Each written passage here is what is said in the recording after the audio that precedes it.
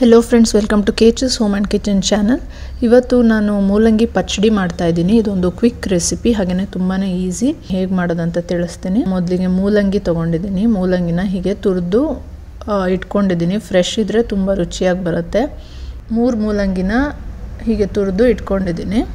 ಮೊದಲಿಗೆ ರುಬ್ಕೊಳ್ಳೋಕೆ 3 ರಿಂದ 4 ಹಸಿಮೆಣಸಿನಕಾಯಿ, 4 ಬೆಳ್ಳುಳ್ಳಿ ಎಸಳು, ಹಾಗೇನೇ ಒಂದು ಅರ್ಧ ಪೀಸ್ ಶುಂಠಿ, ಕೊತ್ತಂಬರಿ ಸೊಪ್ಪು ಸ್ವಲ್ಪ, 1 ಸ್ಪೂನ್ ಜೀರಿಗೆ, 1 ಸ್ಪೂನ್ ಅಷ್ಟು ಕಾಯಿ ತುರಿ। ಇದಕ್ಕೆ ಸ್ವಲ್ಪ ನೀರು ಹಾಕಿಬಿಟ್ಟು ಚಟ್ನಿ ಹದಕ್ಕೆ ರುಬ್ಕೋಬೇಕು। ಇಲ್ಲಿ ರುಬ್ಕೊಂಡಾಗಿದೆ। ಈಗ ಇನ್ನೊಂದು ಪ್ಯಾನ್ ಅಲ್ಲಿ 1 ಸ್ಪೂನ್ ಅಷ್ಟು ಸ್ವಲ್ಪ ತುಪ್ಪ, ಬಿಸಿ ಆದಮೇಲೆ ಸಾಸಿವೆ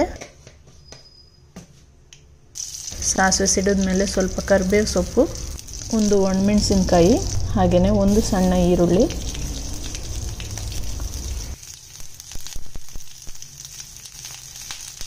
ಈರುಳ್ಳಿ ಕೆಂಪಾಗೋವರೆಗೆ ಹುರ್ಕೋಬೇಕು।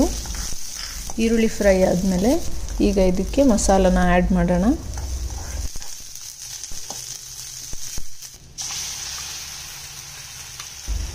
ಸ್ವಲ್ಪ ಉಪ್ಪು ರುಚಿಗೆ। ಈಗ ಮಸಾಲಾನ ಫ್ರೈ ಮಾಡ್ಕೊಳ್ಳೋಣ। ಹಸಿ ಸ್ಮೆಲ್ ಹೋಗೋವರೆಗೆ ಒಂದು 2 ರಿಂದ 3 ನಿಮಿಷವರೆಗೆ ಚೆನ್ನಾಗಿ ಫ್ರೈ ಮಾಡೋಣ।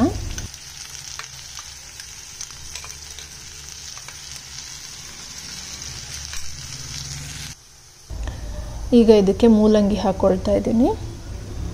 ಮೂಲಂಗಿ ಜಾಸ್ತಿ ಬೇಯಿಸೋದೇನು ಬೇಡ, ಸ್ವಲ್ಪ ಲೋ ಫ್ಲೇಮಲ್ಲಿ 2 ರಿಂದ 3 ನಿಮಿಷ ಇಟ್ಬಿಟ್ಟು ಫ್ರೈ ಮಾಡಿಕೊಂಡ್ರೆ ರೆಡಿ ಆಗುತ್ತೆ।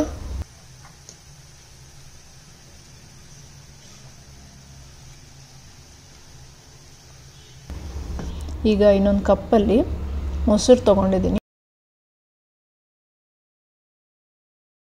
ಮೊಸರನ್ನ ಸ್ವಲ್ಪ ಹೀಗೆ ಬೀಟ್ ಮಾಡ್ಕೊಳ್ತೀನಿ।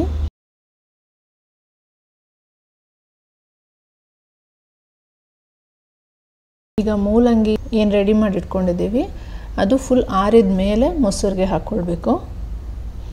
ಮೊಸರಿಗೆ ಹಾಕ್ಕೊಂಡು ರುಚಿಗೆ ಉಪ್ಪು ಬೇಕಿದ್ರೆ ನೋಡಿಕೊಂಡು ಉಪ್ಪು ಹಾಕ್ಕೊಳ್ಳಿ। ಈಗ ಚೆನ್ನಾಗಿ ಮಿಕ್ಸ್ ಮಾಡಿದ್ರೆ ಈಗ ಮೂಲಂಗಿ ಪಚ್ಚಡಿ ರೆಡಿ ಆಗುತ್ತೆ। ಮೂಲಂಗಿ ಪಚ್ಚಡಿ ಈಗ ರೆಡಿಯಾಗಿದೆ। ಇಷ್ಟೇನೆ, ಇದು ಸಿಂಪಲ್ ರೆಸಿಪಿ, ಹಾಗೆಯೇ ತುಂಬಾ ರುಚಿಯಾಗಿರುತ್ತೆ। ಬಿಸಿ ಅನ್ನದ ಜೊತೆ ತುಂಬಾ ಚೆನ್ನಾಗಿರುತ್ತೆ। ಇದನ್ನ ನೀವು ಲಂಚ್ ಟೈಮಲ್ಲಿ ಮಾಡ್ಕೋಬೋದು। ನಿಮಗೂ ಈ ವಿಡಿಯೋ ಇಷ್ಟ ಆಗಿದ್ರೆ ವಿಡಿಯೋನ ಲೈಕ್ ಮಾಡಿ, ಶೇರ್ ಮಾಡಿ, ಚಾನಲ್ನ ಸಬ್ಸ್ಕ್ರೈಬ್ ಮಾಡಿ। ಮತ್ತೆ ನೆಕ್ಸ್ಟ್ ವಿಡಿಯೋದಲ್ಲಿ ಸಿಗ್ತೀನಿ। ಅಲ್ಲಿವರೆಗೂ ಬಾಯ್।